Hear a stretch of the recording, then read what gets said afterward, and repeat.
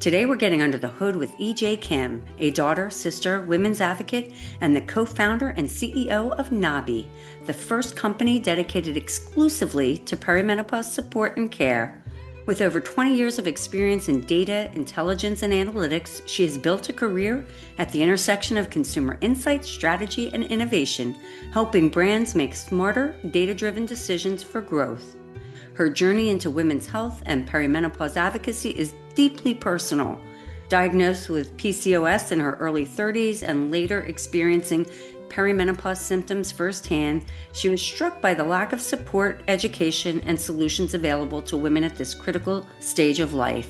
This realization led her to co-found NNABI, a brand committed to empowering women with science-backed solutions, credible information, and a supportive community to help them navigate perimenopause with confidence. For too long, perimenopause has been underserved and misunderstood despite being a phase where every woman has potential and creativity. EJ believes that perimenopause is a time of transformation and that women deserve the resources, education, and support to thrive, not just to get by. Through NNABI, she is leading the charge in advocating for better education, phase-specific innovations, and a holistic, personalized approach to midlife wellness. Recognized as one of the 200 trailblazing leaders in women's health and femtech, EJ is passionate about reshaping the conversation on perimenopause and ensuring that women in peri receive the visibility, recognition, and solutions they need. As a sought-after speaker on women's health, consumer insights, and the future of midlife wellness, EJ brings a unique mix of data, strategy, and lived experience to the conversation, bridging the gap between science, innovation, and real-world solutions for women navigating perimenopause. Wow, welcome, EJ. Amazing to be here, Elizabeth. Thanks for having me. Oh, I'm so excited. It's season 4, Women's March for Mental Wellness. You're doing so much in the peri space. And I know that that's a hugely important time with our mental health and well-being. So I'm really excited to get this conversation going, if it's okay. Let's do it. Awesome. I love this question. We all have different inflection points in our life. For you, what was that inflection point that really got you aware or made you become more aware of your mental health and wellness? I think I was always that person. I'm originally from South Korea. I came to the States when I was 15 to learn English. I was very focused young lady and I didn't fear anything. And, when you get dropped off and you speak 2 words of English, all you can trust is yourself and hard work. So that's how I grew up. And I think that once I start really paying attention to the wellness, and I think that is just me being living here and then really growing up, honestly, that my body was changing. My body didn't feel like, or also even just understanding what your body is capable of. So in my, 30, a lot happened actually. I've been on a birth control because my periods always irregular. I never really understood why, but I was put on a pill. And I think that's also a lot of women could experience that they just didn't know why, but they were told. So they did it for years. But in my 30s, I think I start kind of being more curious about my body. What am I capable of? And fertility being one of the areas that I wanted to learn more about. And that's how I actually learned about PCOS. And so there's that piece. And then all things, the acne and irregular periods and all these things for years, that makes sense. So there's that. But then when you are experiencing some of these physical changes, that also hit you mentally, right? Because that hits your confidence level. Why do I look like this? Why do I feel like this? And you don't feel like the total capable self that you are. And I always used to bet on myself. And when I'm the machine that's not working, or it's not like someone that I feel confidently standing up. And I was also in the business of doing a lot of presentations like you, Elizabeth, that, people, I feel like if I have something on my face, I feel like people are all just staring at me for that, when probably they don't really see it that way, but, at least I felt that way. So there's that. And also I was 36 and my mother passed away. So that was actually a really big shock. And my mother, we always used to say, she's a sensitive person. But looking back, and now that I'm going through peri, and she and I are exactly 30 years apart. So when she was going through this, I was here. I didn't really know what she was going through. But, I'm now looking back, knowing what I know about midlife and the wellness. and mental health and all these things, I feel that my mother probably suffered from depression, low mood, although she loved life, but she went through that cycle that she probably didn't understand why it was happening. She was a very active person. So I think there's like not understanding really what is going on that led to, she ended up having cancer, and just watching her suffer when someone who loved life so much, someone who was my source of inspiration, all of that just kind of questions you about your capability, your body, your wellness. And then also there's this powerful line in my mind, I am my mother's daughter. So meaning, am I gonna be reacting certain things like that? I was a very intense person. I was anxious and I was always kind of stressed, like she was. And I think this is where I'm kind of like, I want to better manage my own health because I saw her suffering. She probably didn't have help. Also in South Korea, I mean, now 2025, we're talking more about women's health, but please, like, she grew up in a culture, it was like, what women's health? You just endure. So I think that she probably didn't have education about her body, just like many of our mothers. And I think all of that just kind of shocked me and shook me in a way that, like, wow, I need to better understand my device, my body.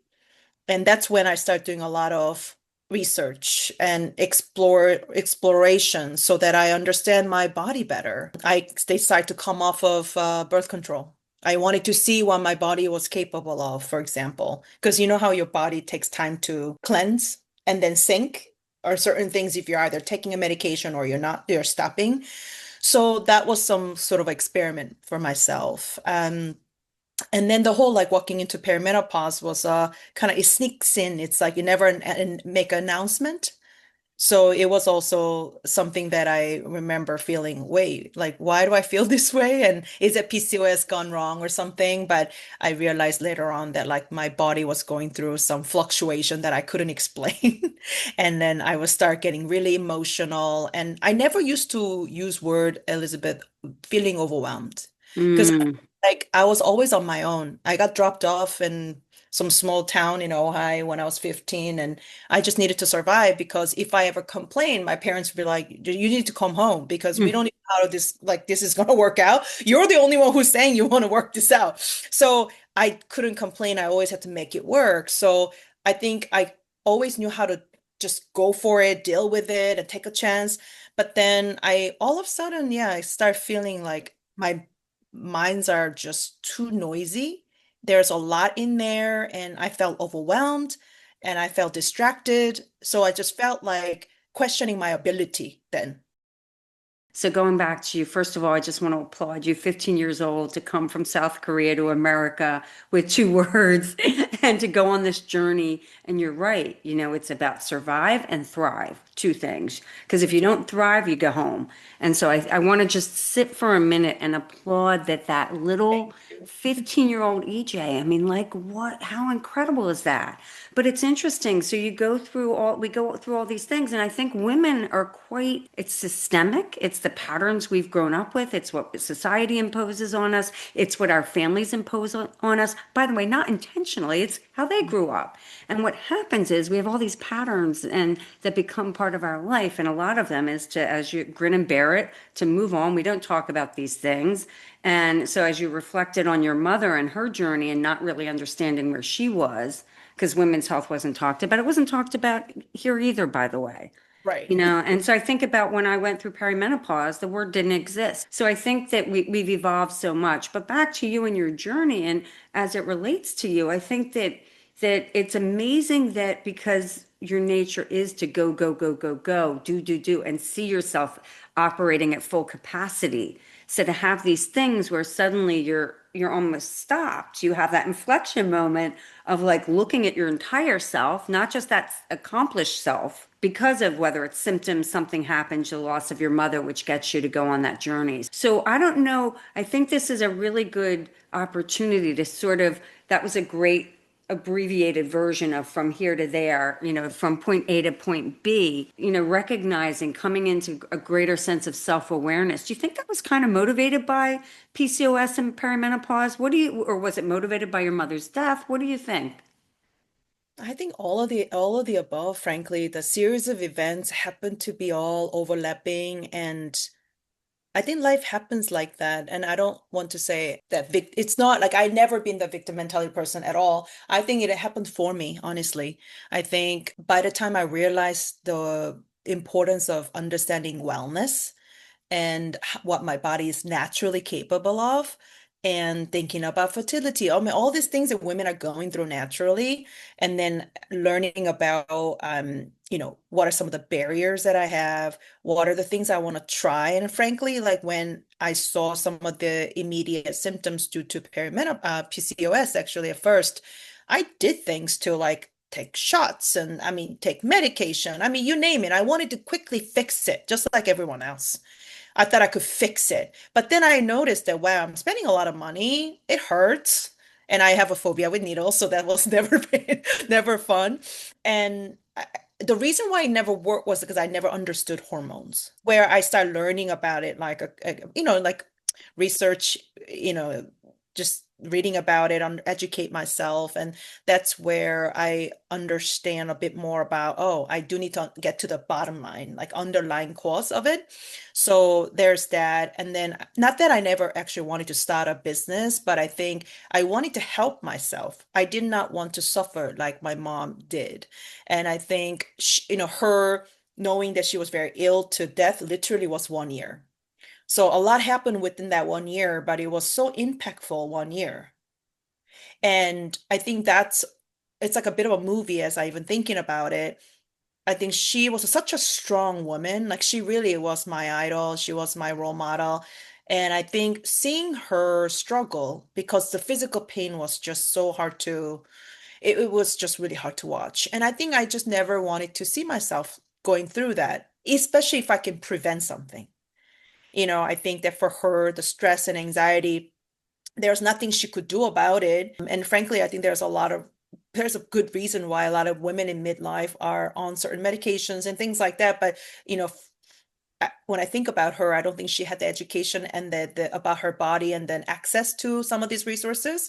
And again, when you're living in a culture when you don't talk about it, these things, and also when they talk about mental sort of health being kind of like a luxury thing. She wasn't in any place to really talk about it as if something's wrong with her. That I was blessed in a way that I was part of the society already here in America, that people did talk about mental health, and I think it became more of a thing that more comfortably, right? So there's a baggage was getting is a less and less. And so I think that all of these things kind of make me want to do something in health and wellness. So that's what I know when I click that in my head. I do still remember I want to do something to so that someone like my mother don't have, hopefully they don't have to suffer like her, but also that like myself, what can I do to take control? Because I was always that go, go, go person. I should have answers to what I'm dealing with. So I wanted to fix myself, but then that led to knowing that I need to manage it better. And that kind of got to, oh, I'm not the only one. I think, you said earlier on in this bit about you didn't use this exact word, but getting to the root cause is basically by addressing the hormonal situation. So these quick fixes that we think are somehow going to they might fix a symptom, but they're not necessarily going to address the root cause. So like autoimmune, like when I was actually in perimenopause, I went in for a routine checkup and I got my blood work back. 6 weeks later, I get a call from my gynecologist. She says, "You have hyperthyroidism. You have an auto." And so I go and I start getting tested. I ended up having Graves' disease. And I tried to deal with it whole naturally and stuff, but I had to take medication. My point in sharing that is I went and addressed the root cause. I went off of gluten. I did certain things to change my life so that I was healthier, mentally healthier, because I was like you, a go, go, go, go, go, achieve, achieve, achieve.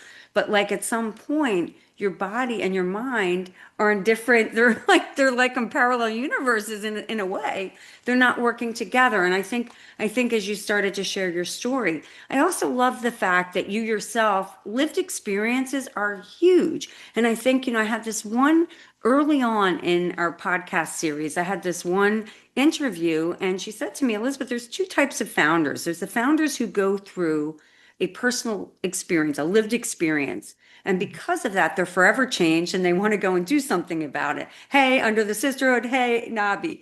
Yeah. And then there's other founders who just have a strategy and idea and they want to monetize it. And she says, "Oh, you're the first one." And so I think that, when women have these personal experiences that alter, that change their life, and then they say, "Wow, it's happening to me," like you just said, it's probably happening to so many other women. I'm not alone in this journey. And so kudos to you for recognizing that. And I love the way, and I don't know that this was intentional or not intentional. We can get under the hood of that, but the way that you connected the two generations, that's very meaningful to me. The impact of your mom and her experience, not wanting to repeat it, not wanting other women to suffer from it at the same time simultaneously, because you didn't know, because you didn't talk about the perimenopause experiences. You can make assumptions. And so what are your thoughts on that? Still there are moments when I work on Nabi, there are moments that makes me sad, frankly. And I wrote about this as like a mini piece on LinkedIn at one point, but as much this project gives me joy, it hurts me because my mother and I were so close. I always called each other. She will tell me everything. I was like the fault. I feel like although I was very far away from her physically, we were so just synced and we That's were so wonderful. close. And that's why almost frankly right now I feel like I'm just living the extension of the life that she never got to live, but she created me so that I can continue to live the life that she perhaps wanted.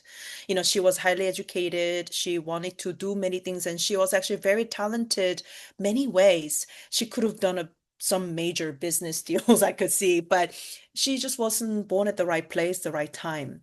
So I feel like she either channeled that in me, but also I had that in me so that it just worked out. Especially beginning of Nabi, I think it was more me educating and knowing, and throughout that process, learning that, my goodness, I'm not the only one. That ended up sort of like, okay, how do I help few more people? It did not start as, oh, I want to have a business. It's more like, how do I just keep learning and then do things so that people can benefit just like I would? I think that because, especially she's not here to hear about this, I think there are moments that, oh God, that was the forgetfulness of her. My mom and my dad and I, we traveled with her once, and then we were doing like going through the airport security, and then she forgot her bag. She just kind of kept walking, and mom, there's a bag behind. And I remember she felt really embarrassed. We had no idea like what was going through. Mm-hmm. That even just little moment like that. And, we didn't probably understand that her bone was getting weak. Like, again, all these like little moments that I wish I've known what I know now then I would have been more. I mean, not that I wasn't kind to her, it's more just I would have been more of the girlfriend to her that she needed. It hurts me actually, really. It hurts me. And I have a picture here in my place, and she used to love black coffee. So I make coffee for her. So, every week, So you put the coffee next to her picture. yes. That's adorable. I just have to say, EJ, she would be so proud of you. She would be like over the moon with the work you're doing. And the work you do, like, so you have your company and that's your side passion hustle, if I may. And then you have the work that you do to be able to support your ability to build Nabi. But Right. um, but I do want to say she'd be so proud of you, like of that. And then the sensitivity, we waste so much time. I wish. I think a lot about my mom, and she was long distance. I mean, not as long as she wasn't as far as Korea, but she was in Florida and I was here and I'm raising my kids and I have a big job. I didn't have time. And we often get so busy with life. But I think the learning here, EJ, if I might be so bold, it's just what happens. The generations it's like if we can help teach the next generation. Because I think about, I have two daughters now, they're adult daughters, 31 and 32. And it's just like, yeah, I'm like, oh, I was like that, like I just see the repeat. And just like you're talking about the repeat of health and stuff like that, not knowing, now you know. And so what could you do? You didn't know. We didn't know that we Exactly. could be sensitive, that we had brain fog, or that our mother had brain fog, because that's what you go through when you're going through perimenopause and menopause. It could be for 10 years, it could be for 20 years, it could be Yeah. something, and you feel so you feel so there's shame attached to it because you don't want to not show up as this bright, perfect self. So I appreciate that. I'm kind of curious. I mean, not to, we'll go back to Nabi, but I kind of want to go on the journey with you. I know that you're a data scientist and a strategist. What got you? So the paths are kind of interesting and how they come together. And I know that you're very successful at that. So share a little bit about that part of your story. Yeah, it's interesting. I mean, I was a series of happy accidents. I started my career in finance. I studied finance and economics, and all I wanted to do was getting a job in finance. But looking back, though, I don't think I really understood what kind of work and what that actually meant. I did all my internships in finance, and then I did ended up getting a job in finance. But then it was very disappointing when my heart stopped beating. It was not that interesting. Looking at the spreadsheets and try to understand the marketplace that could be manipulative. I was just like, whoa, like this is not what I really thought about. Like, what I thought would be exciting. But I do remember there's a certain aspect of the work that really excited me was when I was on the investment side. So when people are coming, the founders are coming, and usually they're like a scientist and they want to raise money because they have an idea and they need funding. And I remember meeting all these people with full of ideas and vision. And I love meeting people like that. And that really energized me. I didn't know exactly where to take that. But and also for me, I used to make fun of people in marketing. But I say this actually because the joke is on me because I built my rest of my career actually in marketing.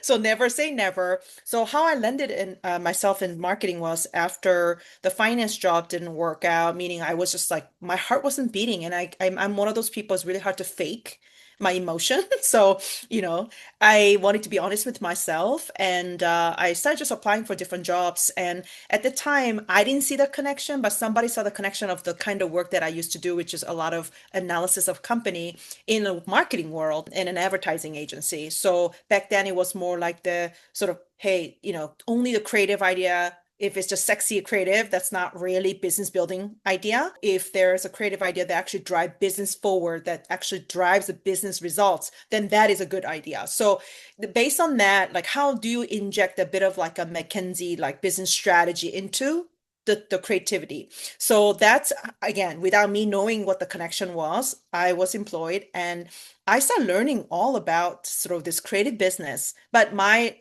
remit was very much understanding the marketplace, understanding the business potential and understand, what the business problems are so that creative can solve that. So it was actually really interesting. One day I'm working on a dog food, and the next morning I'm working on a fancy car, and like there's and this industry very well. It was very dynamic, and then series of experiences got me to do that research led to insights to now analytics. And again, it's a series of accidents, but happy accidents that allow me to expand my work. And now I'm running a intelligence consultancy. For me, it's always been understanding the business start as a start, but then how do you leverage data and insight and in a smart way so that we can really look at the data the most meaningful way. So it's been a really interesting ride. All my questions along the way in my career, why am I doing this, and what am I good at? I finally am at a place in my 40s that like I think it all makes sense. Well, it's so funny that you say that. First of all, I just want to stop for a second and applaud you.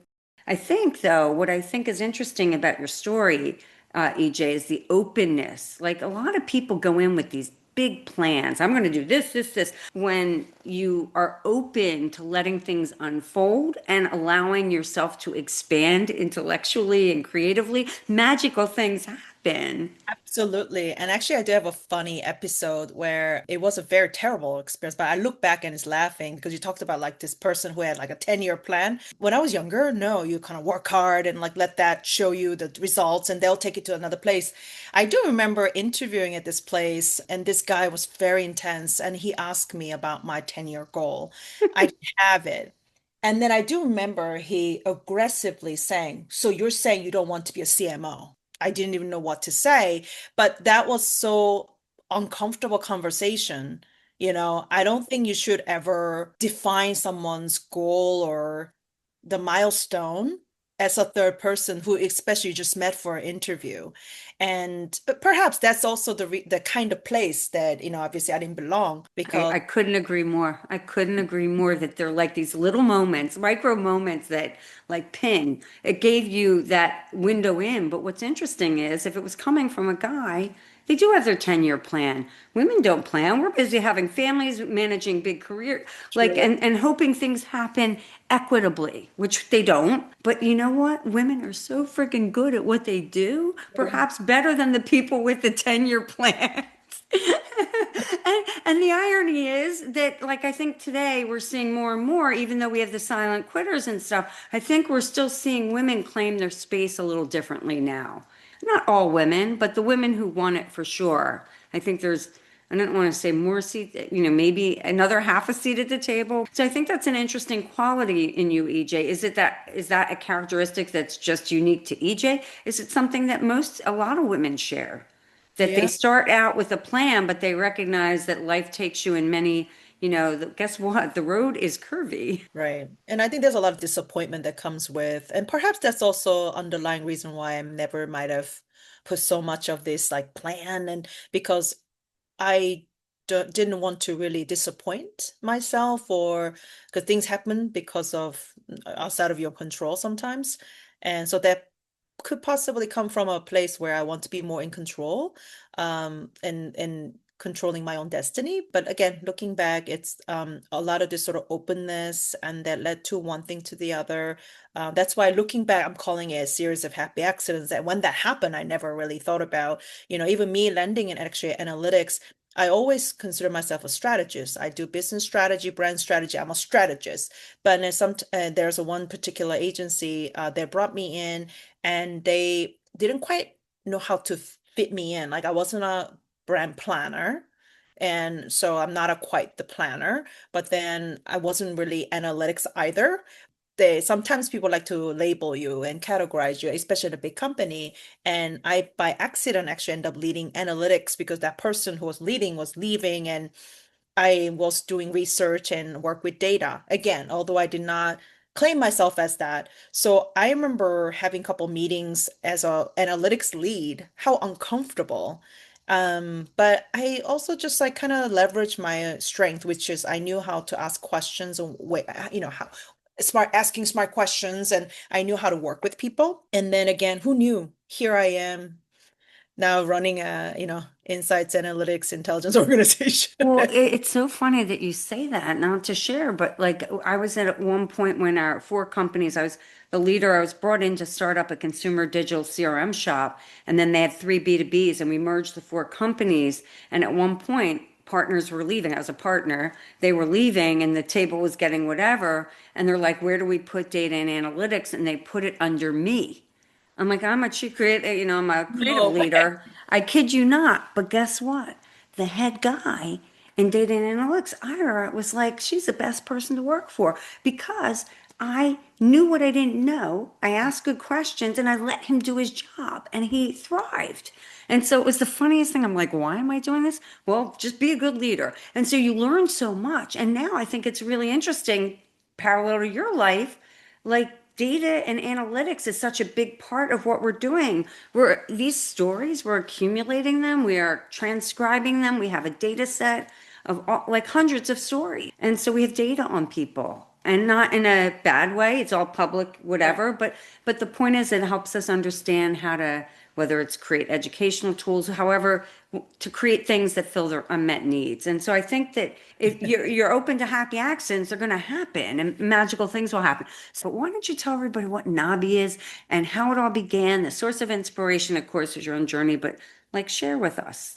Yeah, so nabi actually, the word nabi in Korean means butterfly. I have to be honest with you, nabi wasn't nabi actually, it had another name, but I did not trademark it, and somebody else trademarked it like 8 months later. So I had to give that up, and that was quite painful. But again, it's one of those stories I learned better. So nabi was born as a sort of a mini like personal MBA hey, I want to do something. I always wanted to do something in health and wellness, especially around that late 30s, right?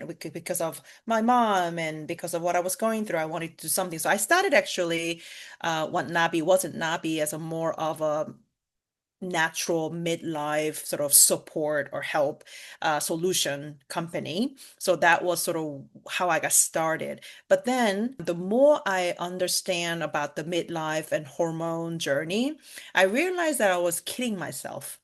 Because the if you really look at the kind of things that women are going through because of hormones, there are many things. So me by saying midlife hormonal support, that was like a blanket statement, and I wasn't even sure like what does that even mean anymore after working on it for like good few months. So I ended up changing the direction, and that's when I realized, okay, I spent about a year just kind of playing with this idea and even I created like a concept of branding, and I had hired a mini agency and all that good stuff. So I learned a lot by making expensive mistakes. And then I realized that if I really feel like I'm onto something, I did feel that like I need another partner, another brain. I always believed in my life that two brains are better than one. I kind of reached out to a former colleague of mine who became my friend, and she's my co-founder. And I reached out to her, and she had her fair share of hormonal issues, so she knew that a lot about how hormone can really impact you. And then also over the years, we've been sharing stories, and we're right in the thick of perimenopause. So we kind of delve into menopause and perimenopause and just felt like there's just a lot that we didn't know, but we thought that we are a little bit above average because of the experiences that we've gone through. So that's when we start kind of applying all the things that we learn in the agency world, getting to the core problem, and so we did all that due diligence to get to this like a aha eureka moment of perimenopause. Not only we're in it, but there's absolutely no support. But it's a very long journey of like 10 years, a few years to 10 years or so, that you are dealing with this, whether you like it or not, is a natural stage. And just felt so strongly about wanting to share the right information. It was also very overwhelming. Like, where do you go? Where do you go to consume, who to listen to? And this is about 6 years ago. So all these sort of star doctors that you see on social, they were not stars at the time. There was no such conversation. So it was very hard to even understand what it was. And that's when we felt like there was something there. So that's really the start of NNABI. And we wanted to build something that was education first. We do have a I like product that. that's natural. It's we wanted to build something to help ourselves that was gentle, but at the same time, we really wanted to commit ourselves to being the education first company, because without education, there's no marketplace. That's our philosophy. And we want to make sure that women are choosing what's right for them. Right now, women are not choosing what's right for them. They are told, and what they're told can be quite biased, polarizing. It's confusing. I dream about the world where women have many options. And along the way, if they like the options that NNABI provides, that's great. But I also want women to know more about this perimenopause, which is a natural phase. And then she'll learn more about different kinds of things that she can do, including obviously lifestyle adjustments and things like that you're very familiar with. Some of these things have to change. What we used to do 20s and the early 30s don't work anymore. So these some of the fundamental changes will need to kick in, along with some other support, depending on who you are, because there's no such thing as one pair experience. You have to figure out what's right for you. So I dream about the world where women have choices about their peri-care, and then they actually do have a bit of an integrated playbook, if you will, so that they can choose what works for them. It's never one thing, right? And I think that's also been a bit a false narrative, like, oh, take this, you'll be fine. No, there's no such thing in perimenopause.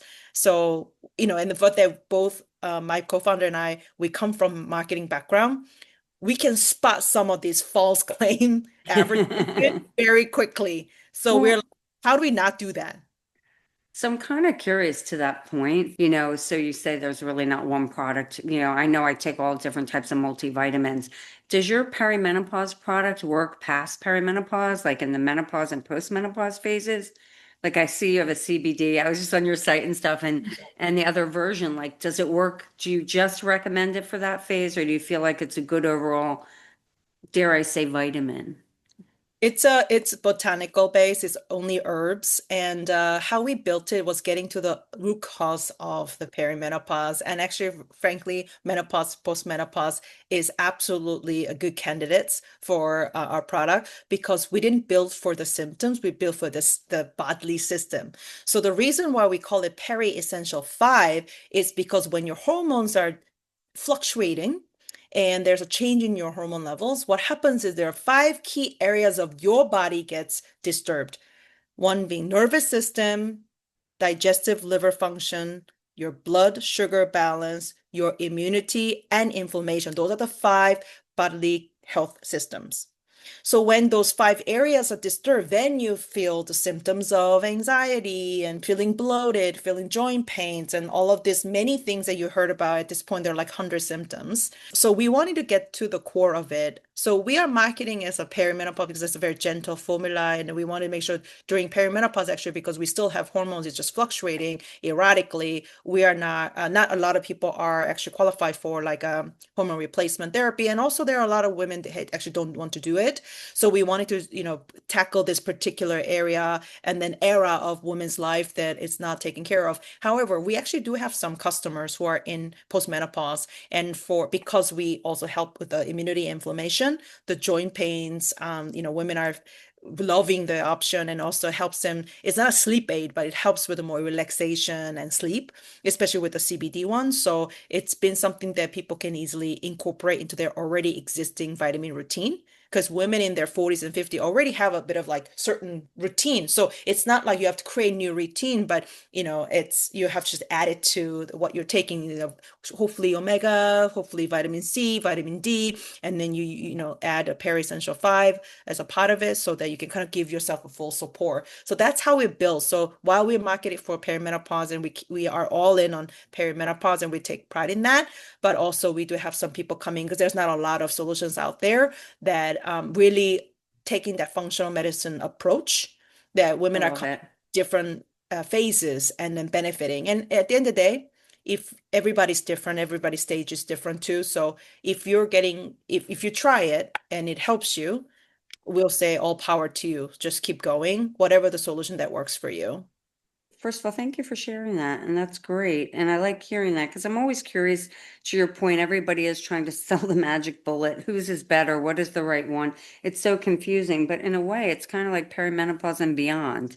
So it starts with that. It starts with all the symptoms because the truth is, even once you stop getting your period, you still have a lot of same symptoms continue. Absolutely. They might not be as consistent. They might be more sporadic. So I think it's kind of interesting. So that's good to know. Do I add another thing? But anyway, but I think it's wonderful that you did that. I love the fact that it's all natural and that it's botanical based. And I think, that's a wonderful thing for women. So I'm curious, I'm going to move off a little from this. And I have this bold question. EJ, how would you say you march for mental wellness? Oof, that's a big one. Again, just like there's no silver bullet to anything as we manage ourselves, I think I believe in a bit of small hacks in life. And I think when even the word like mental health, mental wellness, I think there's a lot goes in there, although it's only a one or two words here. So I think that it's really understanding all the surroundings, all the responsibilities and our desires. Because I think that's also another thing in perimenopause, by the way, that like our values have shifting a little bit. I'm values are shifting and have shifted. So what that means is I look at the world slightly differently. So what that means is how I actually understand how I feel. How can I be more honest with what I'm feeling and then how I'm acting and how do I consolidate? How do I communicate? All of that actually needs to be synced so that I can take care of my wellness better. So there's no real quick solve or how am I marching it. It's more just like I try to inject sort of this healthy mini hacks throughout the day. And then that adds up because over time, that repetition helps. And you train your body in a way that you check in with yourself. You also be honest with yourself. And most importantly, you negotiate with yourself. I think for me, that's been a hard one. If you look at some of these business books, there's a lot of like how to negotiate with somebody else. But I actually do think that as we get older, we negotiate with ourselves. That's like really hard one. We don't talk a lot about that, but how do you negotiate with yourself so that you really advocate for what you deserve? I think that's really and how you want to set up your life and operation. So I think about that all the time. And I think it's all work in progress. I know it might not be a sexy answer, but It's the perfect answer for you. And I really appreciate the comment around how you negotiate your own for yourself. So we negotiate so many different situations in life, but how do you negotiate with yourself? And that comes into self-acceptance, all of that stuff. And so I think that that's really deep stuff. important. It's heavy, man. It's really heavy, but really important. This conversation's been just awesome. I'm so enjoying it. I could speak to you for hours, but we have to close out. And so I'm kind of curious. This is your space and your platform today to give a message to all women of all ages, of all backgrounds, of all cultures. What do you want to leave them with, EJ? I think that the care, the wellness that we talked about, it all starts with us and loving ourselves. And it's also a big concept, loving ourselves for all the edges and, no one's perfect. But I think the more we are kind to ourselves in various situations and on a daily basis, that makes a difference. We tell ourselves using the kind words, then leave yourself a kind messages. We don't tend to heavy up on that. We're so busy doing everything else, but if we are not full, then nothing else really matters. So I will say, if you have not done that, if you're listening, just take 30 seconds, just say something really nice, or just give yourself a self hug. Little gestures goes a long Mm. way. And you're right, loving yourself is a very big concept. There's many ways to do it. So I really appreciate that. EJ, if someone wants to reach you, how can people find you? How can people find Nabi? Yeah, Nabi, if you would like to check us out, nabilife.com is a double N, NNABI life.com. We are on Instagram as nabi.life. We're also on LinkedIn, and then you can also find me at EJ Kim on LinkedIn as well. Wonderful. Well, EJ, thank you so much for getting under the hood with me today and for sharing your incredibly inspiring story. Thank you. Thank you so much for doing this and having me. Thanks for listening to Under the Sisterhood. If you haven't already, please give us a quick rating and review on Apple or Spotify. And make sure to follow us on Instagram, Facebook, YouTube, and LinkedIn so you can hear from more amazing women. This podcast is created and hosted by Under the Sisterhood LLC and Elizabeth Elfenbein, produced by Elizabeth Elfenbein and Matt Butler, and edited by Matt Butler. The music is by Ayla Schaefer, her song Rose.